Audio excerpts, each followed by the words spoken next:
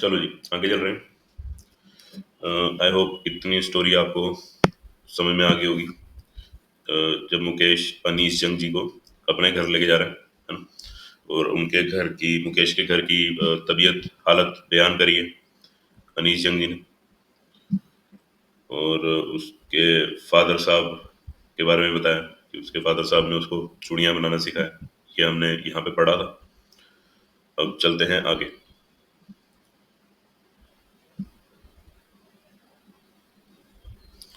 अच्छा, एक चीज मैं कहना चाहता हूँ। पिछली वीडियो में मैंने गलती से टेलर को नाई बोल दिया था, उसके लिए मैं माफी मांगता हूँ। दर्जी होना चाहिए था, मुझे दर्जी बोलना चाहिए था। ओके। और एक चीज और, आपके स्कूल में इम्पावरिस्ट को पुअर भी बता रहे होंगे, वो भी चलेगा। जिसकी तबीयत खराब रहती है, जो कमजोर रहता है ना, उसको भी इम्पावरिस्ट बोला जाता है। ओके, इस चीज का ध्यान रखना। इम्पावरिस्ट गरीबी के लिए भी आ सकता है, पावर्टी के लिए भी आ सकता है। चलो जी, अब आगे चलते हैं।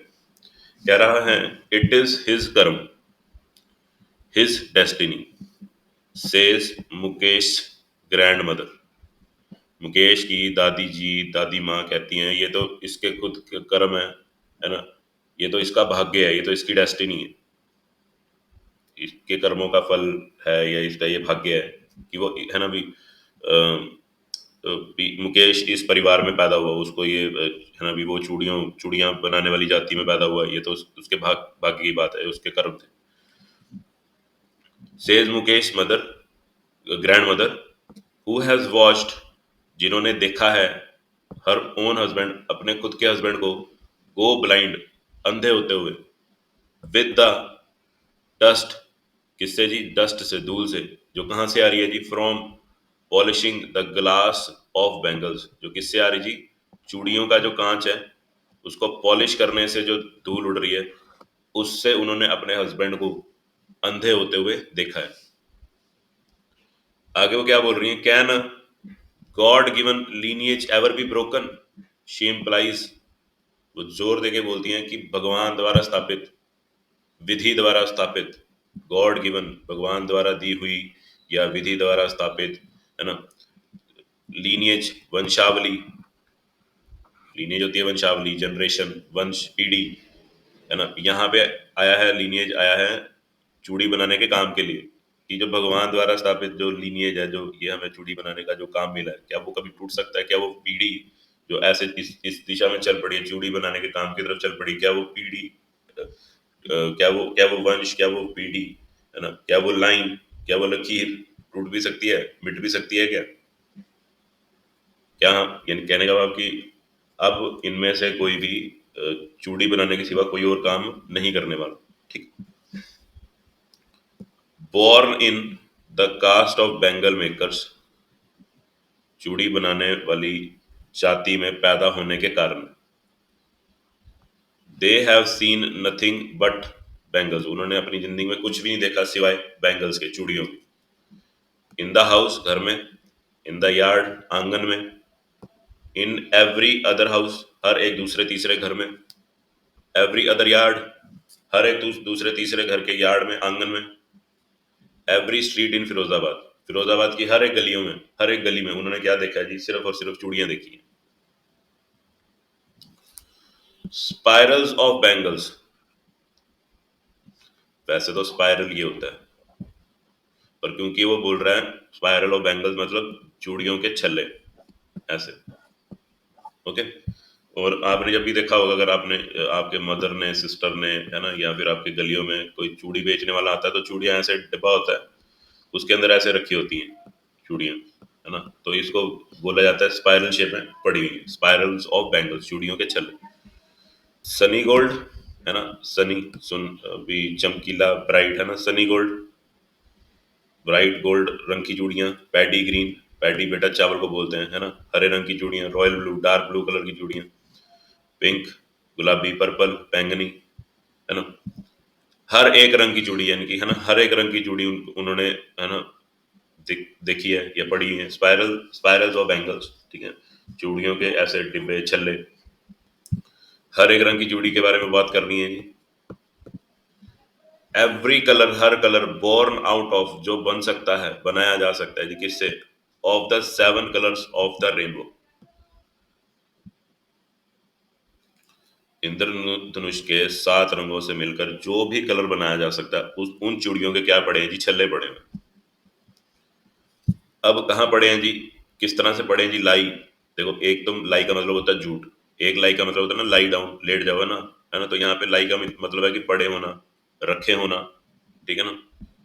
तो इन इन चूड़ियों, है ना, इन इन कलर की चूड़ियां, है ना, या फिर हर एक उस रंग की चूड़ी जो इंद्रधनुष के 7 रंगों को मिला के बन सकती है, ये 7 रंगों से बन सकती है ना, हर एक उस तरह की चूड़ी के जो छल्ले हैं पड़े हुए हैं जी। कहाँ पे पड़े हुए हैं? लाई कहाँ पे जी? इन माउंट्स।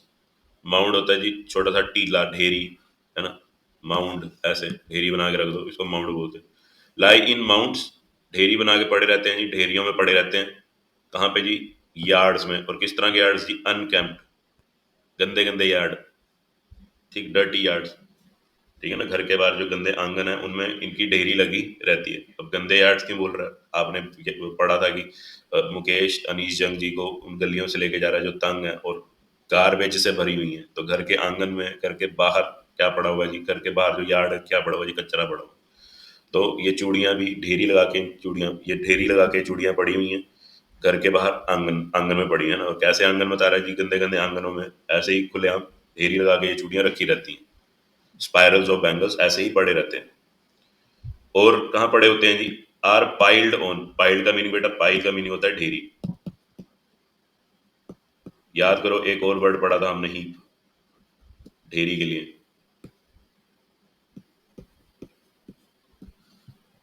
ठीक। अनकैम्प्ड यार्ड्स आर पाइल्ड ऑन, और कहाँ पे रखी है जी ढेरी लगा के? 4 व्हील्ड हैंड कार्ट्स, 4 चक्कों वाली हथ गाड़ी। आपने पढ़ा होगा बुलक कार्ट। बुलक माने बैल, कार्ट गाड़ी, है ना? तो बैलगाड़ी, है ना?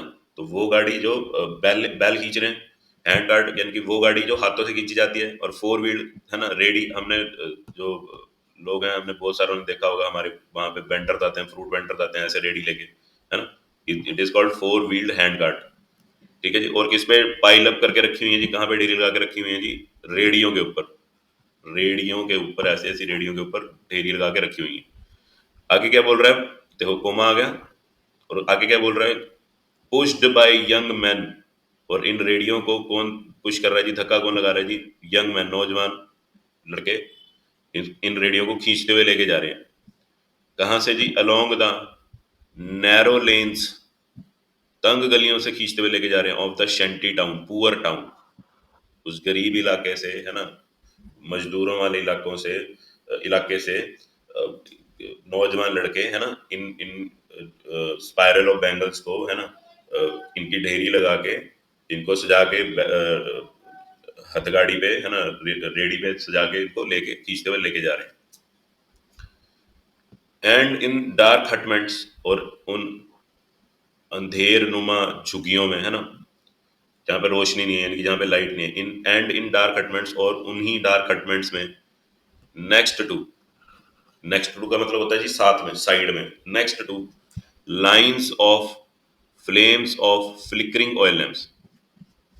फ्लिकरिंग, अब लो होती है ना, ऑयल लैंप, है ना, तेल, ऑयल हो गया, तेल है ना, और लैंप हो गया दिया, है ना। जो तेल वाले दिए हैं उनमें फ्लेम होती है लो, ज्वाला, राइट। फ्लिकरिंग, फ्लिकर करना, जगबुझ जगबुझ, थोड़ा सा टिमटिमाना, उसको फ्लिकरिंग बोलते हैं ना, तारे फ्लिकर करते हैं, राइट। कह रहे हैं कि अब यानी कि लाइट वाइट तो है नहीं उन झुग्गी झोंपड़ियों में, तो वहां पे दिए लगा के रखे हुए लाइन वाइज, राइट, बहुत सारे दिए लगा के रखे हैं। उनके साथ में बैठा है, कौन बैठा है जी?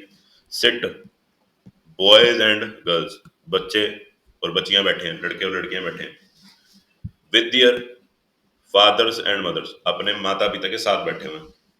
और क्या कर रहे हैं? Welding PCs of coloured glass, weld कर रहे हैं ना, वेल्ड कर रहे हैं पीसीज ऑफ, किसके टुकड़ों को जी? कलर्ड ग्लास, रंगीन ग्लास के टुकड़ों को वेल्ड कर रहे हैं। किस वेल्ड करके क्या बना रहे हैं? Into circles of bangles. और वेल्ड करके क्या बना रहे हैं जी? उन रंगीन कांच के टुकड़ों को वेल्ड करके क्या बना रहे हैं जी? चूड़ियां बना रहे हैं। तो उन उन अंधेर नुमा चुकियों में दियों की लो के पास, है ना, उन उन दियों के पास, उन उन उन, उन लाइन में रखे हुए दियों के पास जिनकी लो फ्लिकर कर रही है, जगबुझ जगबुझ कर रही है, उनके पास लड़के और लड़कियां बैठे हैं अपने माता पिता के साथ और वेल्डिंग कर करके क्या बना रहे हैं, चूड़ियां बना रहे हैं. Their eyes are more adjusted to the dark than to the light outside. उनकी आंखों ने एडजस्ट कर लिया है, अपना लिया है ना. उनकी आंखों ने अपने आप को ढाल लिया है अंधेरे की तरफ. उनकी आंखें एडजस्ट हो गई हैं अंधेरे में काम करने के लिए, एडजस्ट हो गई हैं, ढल गई हैं उनकी आंखें भी अंधेरे में काम करने के लिए. तुम सही हो गए कि तुम अंधेरे में ही काम करोगे. Than to the light outside, बाहर की रोशनी के मुकाबले अब उनको, उनकी आंखें किस चीज की तरफ एडजस्ट हो चुकी हैं, किस चीज में ढल चुकी हैं, घर के उन झुग्गियों के अंधेरों की तरफ उनकी आंखें ढल चुकी हैं. यानी कि वो अंधेरे में काम करने के लायक हो चुके हैं, बाहर रोशनी में वो काम नहीं कर पाएंगे. दैट इज वाई, इसीलिए they often end up losing their eyesight. Often कई बार है ना, इसलिए कई बार वो क्या करते हैं जी, अपनी आई साइट खो देते हैं. Before they become adult, adult बनने से पहले, किशोर अवस्था में है ना आने से पहले, युवावस्था से किशोरावस्था आने, युवावस्था से किशोरावस्था में पहुंचने से पहले ही, इसीलिए कई बार वो अपनी आंखों की रोशनी खो देते हैं. अंधेरे में काम कर करके वो अपने आंखों की रोशनी खो देते हैं. Savita, a young girl in drab pink dress. Drab होता है बेटा डल, लाइट कलर, ठीक है ना. ड्रैब डल है ना, जो ज्यादा चमकीला ना हो, ठीक. Savita, a young girl in drab pink dress, light pink dress, sits alongside, बैठी हुई है जी साथ में किसके, एन एल्डरली वुमन, एक बुजुर्ग महिला के साथ में बैठी हुई है सविता, एक नौजवान लड़की. सोल्डरिंग पीसेज ऑफ ग्लास, वो भी सोल्डर कर रही है, टुकड़े जोड़ रही है कांच के, वेल्ड कर रही है ना. सोल्डरिंग में नहीं होता था ना, वेल्डिंग, टुकड़े जोड़ रही है कांच के.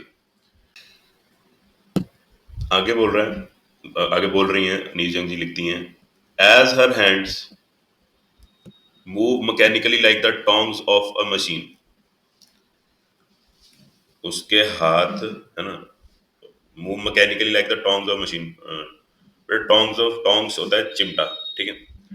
तो बेसिकली अगर मैं और ढंग से बताऊं, टोंग्स एक तो हो गया चिमटा या चिमटी, राइट. आप टोंग्स ने, आपने ना ये देखा होगा, इस तरह की कैंची होती है डॉक्टर के पास, है ना.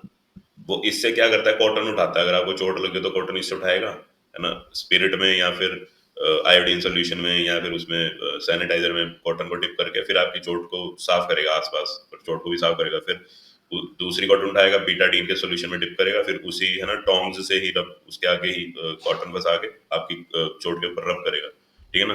तो बेसिकली इसको टोंग्स बोला जाता है. काम ये चिमटे का ही कर रही है.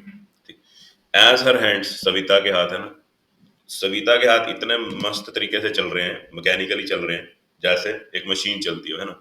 उसके हाथों को मशीन की तरह चलते हुए देखकर, उसके हाथों को मशीन के चिमटे की तरह चलते हुए देखकर, है ना, भी यहाँ से चूड़ी उठाई, शोल्डर किया साइड में, चूड़ी उठाई, शोल्डर किया साइड में, चूड़ी उठाई, शोल्डर किया साइड में, ना इतने मैकेनिकली उसके हाथों को चलता हुआ देखकर अनीस जंग जी वंडर में पड़ जाती हैं, आई वंडर, सोच में पड़ जाती हैं, हैरानी में पड़ जाती हैं कि इफ कि she knows the sanctity of the bangles she helps make. जो चूड़ियां बनाने में वो मदद कर रही है, कि क्या उसे उन चूड़ियों की सैंक्टिटी के बारे में पता भी है, पवित्रता के बारे में पता भी है, इंपॉर्टेंस के बारे में पता भी है, वो कितनी प्योर है ना, भी उनका कितना धार्मिक मतलब है ना, वो कितनी पायस है. उन चूड़ियों का क्या उसे मतलब ही पता है कि वो कितनी पवित्र है, कितने पवित्र काम में यूज होने वाली है, कितने बढ़िया काम में यूज होने वाली है. क्या उसको इन चूड़ियों के बारे में पता भी है. अब किन चूड़ियों की बात हो रही है जी, उसके बारे में बताती हैं अनीजन. इट सिंबलाइजेस, क्या सिंबलाइज करती हैं जी, एन इंडियन वुमन्स सुहाग, एक भारतीय महिला के सुहाग को सिंबलाइज करती हैं, रिप्रेजेंट करती हैं. ऑस्पिशियसनेस इन मैरिज, भी ऑस्पिशियस होता है कुछ चीज मंगलमय हो, है ना, कुछ चीज शुभ हो, है ना. कहने का भाव कि ये चूड़ियां जो वो बना रही हैं, ये क्या रिप्रेजेंट करती हैं जी, भारतीय महिलाओं के सुहाग को रिप्रेजेंट करती हैं. सुहाग हस्बैंड हो गया, ठीक. और इनको डालना शादी के टाइम पे, इनको डालना क्या माना जाता है जी, शुभ माना जाता है. ऑस्पिशियसनेस इन मैरिज, ये चूड़ियां ये सिंबलाइज करती हैं, ठीक है। It will dawn on her, dawn होती है बेटा जी भोर, सुबह, ठीक है ना। डॉन ऑन हर मतलब किसी चीज का आपको पता लगना, तो आप किसी चीज के प्रति जब जागरूक होते हैं, जब आपको किसी चीज की समझ आती है, जब आपको उस चीज के बारे में होश आता है, ठीक, जब आप पर प्रकाश होता है। इट विल डॉन ऑन हर, ये उसको तब समझ में आएगा, सडनली, अचानक से समझ में आएगा, वन डे, एक दिन, उसको ये एक दिन अपने आप अचानक से समझ में आएगा, when her head is draped with red well, well हो गया था घूंघट, पर्दा, है ना, रेड वेल। अब रेड कलर का घूंघट मतलब भी जब वो क्या बनी हुई है, दुल्हन बनी हुई है, तभी तो लाल घूंघट होगा, है ना। ड्रेप्ड, ड्रेप होता है बेटा पर्दा, जो आप घर में ड्रेप्स लगाते हो ना, पर्दे होते हैं, ठीक। और यहाँ पे ड्रेप का मीनिंग आया कवर करना, ठीक है। तो जब उसका सिर ढका होगा किससे, लाल सुहे घूंघट से, है ना, साड़ी से, जब उसका सिर ढका होगा, तो उस दिन उसको समझ में आएगा कि ये चूड़ियां जो वो बना रही थी, उनकी महत्वता क्या है, वो कितनी पवित्र है, वो कितनी जरूरी है ना, वो कितनी शुभ मानी जाती है शादी के टाइम पे।